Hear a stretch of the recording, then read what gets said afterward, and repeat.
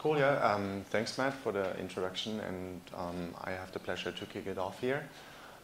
So welcome to this night of hardware based in New York.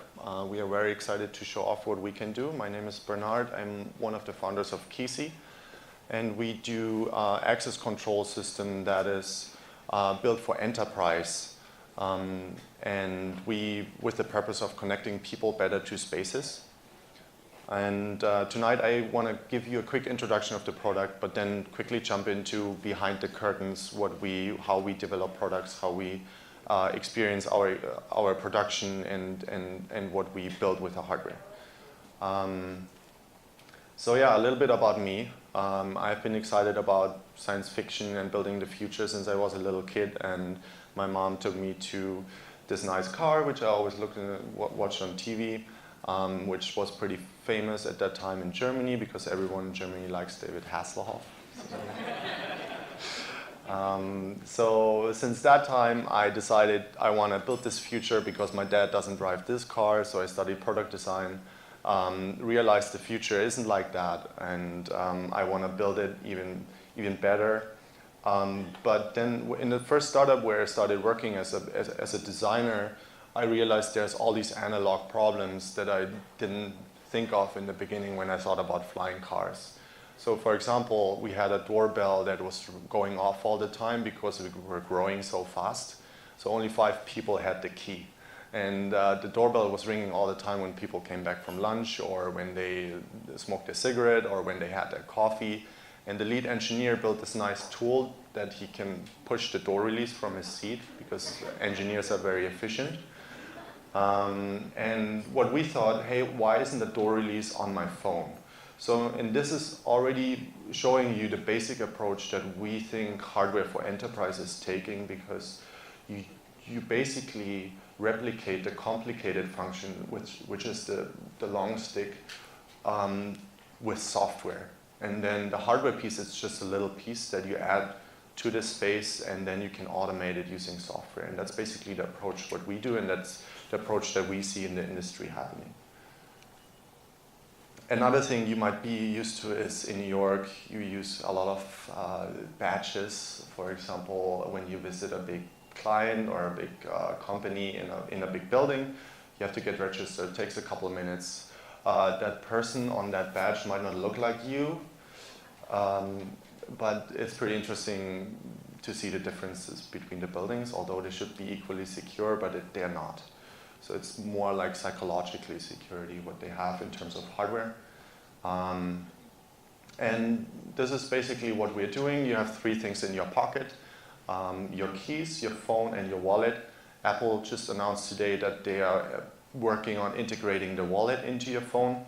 And we are taking the flag on integrating your at least office or enterprise-based keys into your phone too. So a little bit of behind the curtain where we are in terms of hardware development. In the beginning, we had the choice of building a very cool product with a very cool user experience compared to focusing early on performance and flexibility. So that's what we call the Apple versus Google approach. Google basically puts out their products and lets you do whatever you want with it and sees if that takes off. And while Apple, goes into a room and builds the best product that is out there and the best iPhone that you can use. And we think a lot of startups don't necessarily have the means of doing the Apple approach, so we chose Google, which was perfectly fine for us, because for us, when you press a button, you want the door to open fast. And that's why we focus on performance and being flexible in terms of security rules, rather than building a perfect product or seemingly perfect product for the consumer, but that takes a while when you press the button. So we basically built the product from technology first, and then because our app is really like that clicker, it just has one button and a couple of settings buttons, and that's it. So it's really just an interface for us that we will be improving over time, but the core is really to have the product technically right first. And the funny thing is that without knowing, we took a software-based development approach and applied it to a hardware. And I'll get back to that in a second. And here you see the hardwares that are used in enterprise, what we analyzed. Looking at your infrastructure, there's a lot of different things that you still use that haven't been really replaced, but they have a virtual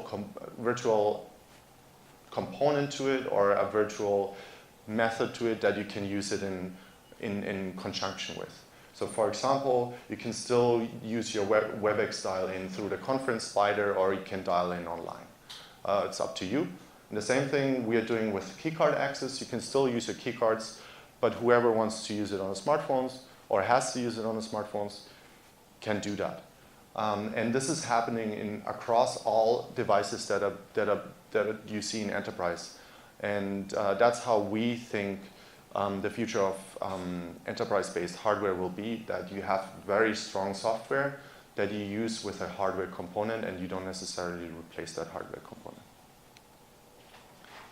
Yeah, this is basically the approach that I wanted to illustrate before, and we call it meet first. It's a very guys approach. For us, it's really about getting everything between that phone talking to your device first. So how does your device register? How do you bring it online? How do you connect it? How do you monitor it? What do you do when it goes offline? How do you go to a different connectivity? We use, for example, 4G, we use Ethernet, we use Wi-Fi, whatever channel is available. And how is it authenticated in the cloud? Is it locally authenticated? Is it both? Is it on a phone and all that stuff? So basically for us, the devices and the user app is really just the bun. And we had to build that in-between layer first. And that's, I think, something where a lot of startups have to build the same things or similar things. So I think this is a great blueprint for future entrepreneurs. If you want to help hardware startups solving things, then you can look at this as a roadmap and solve one of them. And that might help a lot. But yeah, right now every startup has to solve these things before seriously going to market. This is back to the hardware development that we do, and this is what we call agile hardware development. So basically every month we have a new hardware version. And it's possible because we only need one device per office or per building. So it doesn't matter how big the building is or how big the office is. We basically put a device in your server room, and then that's it. So we can build smaller batches than usually consumer products. That's how enterprise hardware is a little different. And we went from rectangular to circle to square. I don't know why. I hope not that triangular is next. Might be a good idea though. And right now our new design looks a little like a Lego block, and funny enough the first client possibly will be Lego. But that's pure coincidence. And how we do that is everything complex is not based on the hardware. So we are able to switch all the hardware shapes and the hardware components that we use by solving the real smartness in an outsourced software layer. And all the electronics inside is basically modular. So we have an electronic stack that we can switch up based on Bluetooth, infrared, NFC, whatever you want to use, Wi-Fi, Ethernet. So we just switch up components, and that's how we can arrange them differently in different settings.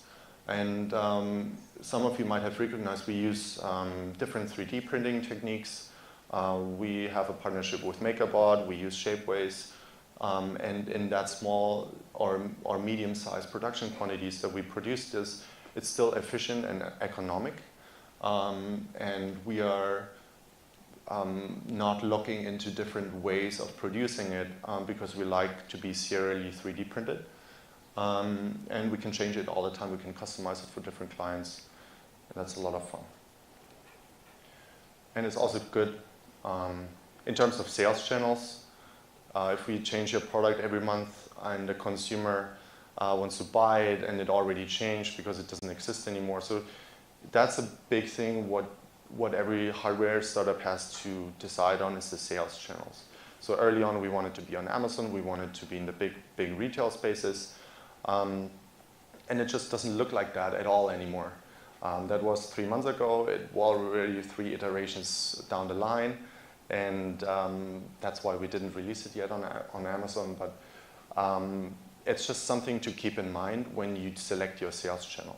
Right now, we sell directly to enterprise and sell directly to landlords, and that's how we can update them all the time with the new information that we have, but not necessarily go into every channel and stack them with a different product.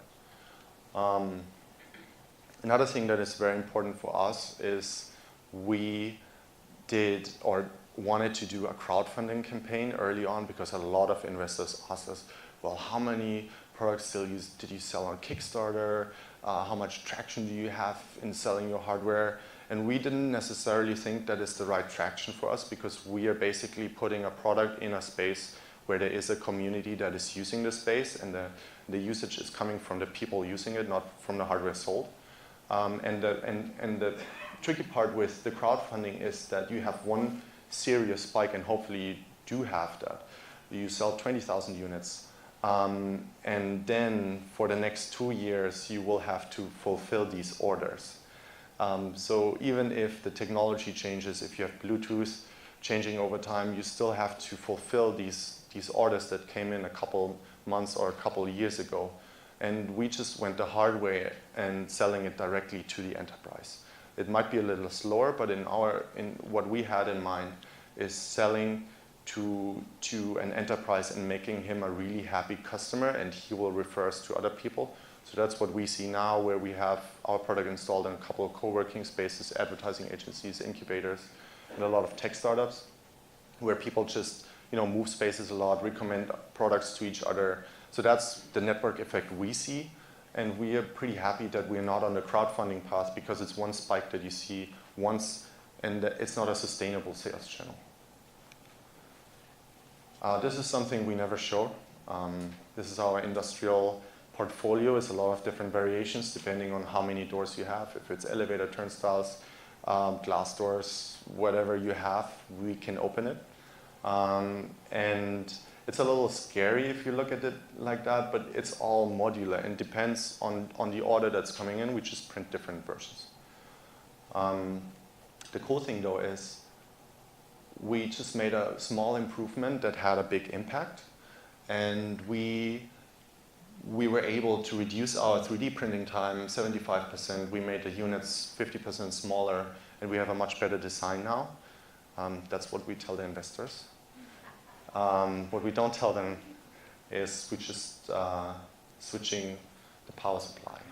So sometimes it's really that optimizations that you don't necessarily know in the beginning when you don't think you will be selling to Australia or stuff like that, or to Asia where they use different power supplies, or where you don't realize you have this potential in your board that you could save in the beginning. So that's something we realize just over time, that we have the savings potential. What our product is a little different, I mentioned that before, is that it's a little like the social communities that you have online. But we are just really, even with the biggest buildings, and we have a couple of skyscrapers, we just need one device, and that's where it's very different from consumer hardware, where you have to install in every household one device to enable that functionality. We just basically put one device in a skyscraper, and then you have smartphone access on all the doors. So that it is possible to have a viral effect and a network effect with our hardware product. That's the message we want to tell. And because we only need to install one unit, we are able to produce locally. So it's all produced in Brooklyn. And our rule of thumb is until we still have batches about 100 units, we will still produce in Brooklyn, 1,000 units upstate, and 10,000 units maybe Texas. And at 100,000 units, we think about China. And because we do enterprise hardware, we are pretty happy with customers who buy from us one device and get a whole company on it. And actually, we get a lot of very good feedback, especially because it's security hardware and people just like, at least made in the US and made in Brooklyn especially, that we don't necessarily think about going overseas.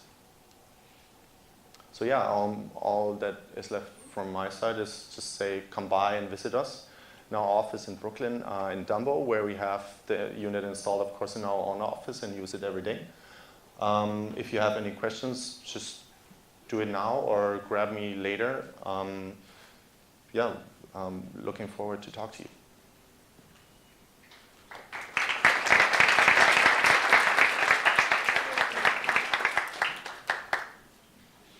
We're trying a different format with seats. So I'm just going to start with one or two questions, and then we'll open it up to you guys. Question about your team. Who do you have on your team, and who are the people that you think that any company at your stage should be having, the sort of in terms of key hires, first hires? So we are 3 founders, and my background is product design, so I can cover the hardware part. Max's background is economics, and he had to learn electronics, the hardware. So now he's an electrical engineer by learning it. And then we have Carl, who is a computer science background. And in terms of hiring, we are only looking to hire software engineers, embedded engineers, mobile developers. The hardware is more important in terms of logistics and production, so that we cannot necessarily do in-house, and that will be probably an outsourced company. Do you use any consulting firms if you guys don't have a specific sort of long, standing hardware background? No, we actually just work with freelancers on new models. If we have a new idea for a new product, we hire a person specifically for that project, and they're working on it, and we produce it as we go on 3D printing and put in our electronics modules. And so for that, we don't need complex outsourced consulting projects that takes a year. So we just really go, our consulting projects are usually done in 2 weeks. Cool. And who's the firm in Brooklyn that you use for manufacturing? Those guys? MakerBot. It's MakerBot for no, we use MakerBots for producing the hardware. Yeah. And that's where we are located. Okay. Very cool. Questions? Let's start with the company, please. Eleanor Hahn, KISI. How do you update for an enterprise when the product is changing month to month? How do you update something that you sold and installed? Well, the hardware still works. It's not the embedded software the firmware can be updated remote.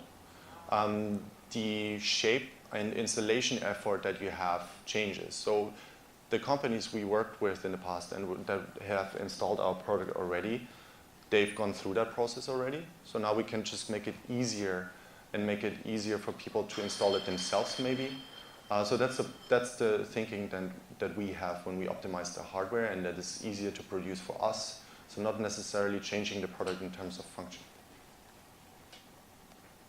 Great. Any other questions?